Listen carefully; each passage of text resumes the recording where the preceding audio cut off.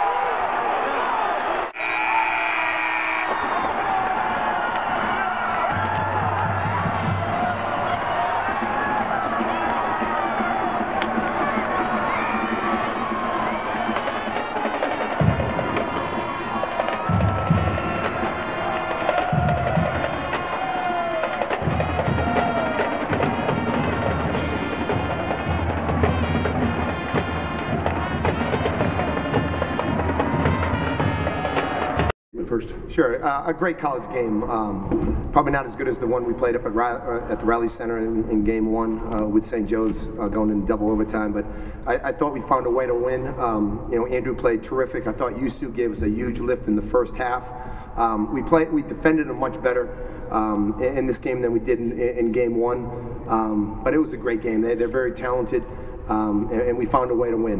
Shalon was terrific, coming off the ball screens, taking the ball to the basket.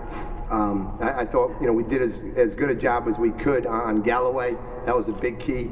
But, you know, defending, rebounding, taking care of the basketball, and when we do those three things, we have success. And we didn't do a great job taking care of the basketball, but we did the other two things, and that's why we won. All right, questions?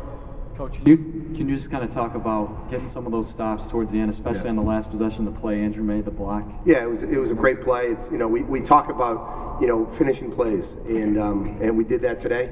You know, we showed some mental and physical toughness. The guards are tremendous for them, Jones and Galloway, and you know, we did a decent job trying to containing them. it was just we played, and I told the team before the game, you got to play to win, not play not to lose. And I thought our guys came out and really played well today. You mentioned the mental toughness. I mean, just talk the game. I don't know what it is, close to 30 lead changes. Yeah. To be able to be in that type of a game and to continue to play the way you said. I mean, just kind of talk about the way they're able to keep their poise, keep their heads in it despite going back and forth like that. Yeah, we got good players. We got hard-nosed players. We got players with a lot of confidence, and they trust each other. And I think that's how you win games at this level. We've been in a lot of games, tight games, especially early on where we lost. And I think our guys really learned from that, gained some experience, and you learn how to win by winning. And our guys did a tremendous job today. Up front right here. Andrew, can you talk about those last two defensive series? You took the charge on Galway and then blocked Jones. Can you just take us through those two plays? Well, I shot an air ball on offense, so I just had to get it back on defense. So I just made a big play, took a charge, made a block. Coach, can you talk about Jarlin's play today and throughout the year? How comfortable is he getting playing the point? He's playing. Yeah, it's a big transition from where he came from to America to play at this level. The point guard position is the quarterback. It's I'm really hard on the quarterback. He's got to not only know his position, he needs to know everybody else's position. We run a lot of stuff. So he's as the season's going along, he's really improved. He works extremely hard, not just in practice, but outside of practice time. He's just a tremendous kid, a tremendous hard worker, and I'm glad that he's having the success that he's having. Coach, how much did it mean when you pulled it back here? When you pulled out the game last week, how much did that pay dividends coming into today? If you would have, when that game looked like it was a lost cause. Yeah, we had a tough call at the end of that regulation, and our guys really fought through it. And probably you learn how to win by winning and getting in those tight situations. And as one other guy talked about, 30 lead changes. You find, if you're in that situation, you become more comfortable. So I would assume, ask the guys, they probably know better. But that helped us. It helped us in terms of knowing we could beat them, and being in that situation, being able to handle the pressure that comes along with it. Mark? Coach, you now into the Atlantic 10 semifinals. Can you talk about how much of a step forward it is for the program now you're advancing? This is tremendous. This is tremendous. We started the season, and one of our goals was to try to get into the top four. We built this thing, and my assistants have done a great job, and the players that have done even better.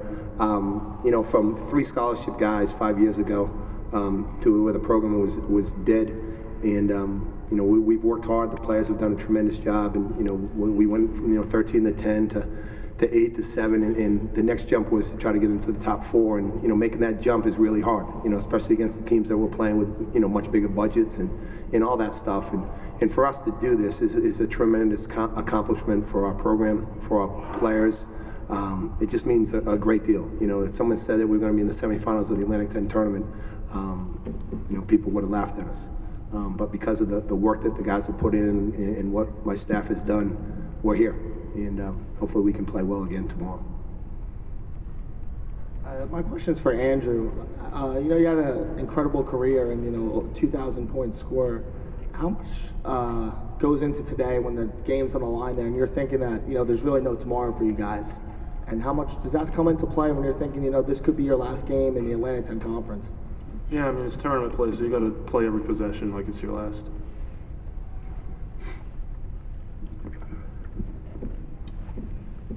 For both Coach and Andrew, over here, what do you guys remember about your last game with UMass, and what do you take from that? Do you try to build on? They got us in the second half pretty good.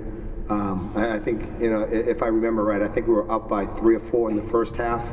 In the second half, they came out and they really played well. Took us out of things. We didn't play well. We turned the ball over. Their pressure hurt us a little bit. And they shot the ball really well. So we got to play much better tomorrow if we have a chance against a talented, long, athletic team as UMass is. Anyone else? Go ahead.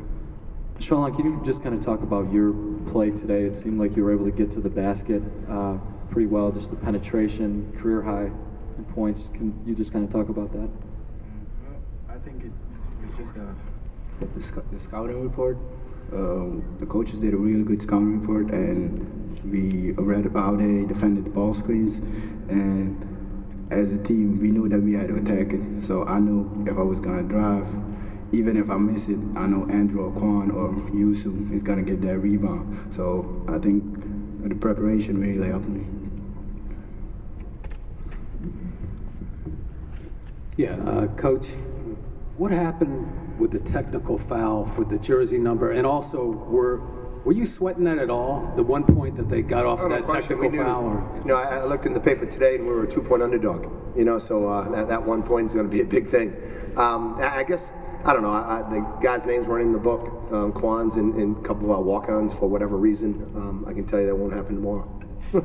You weren't sweating like that could be the difference.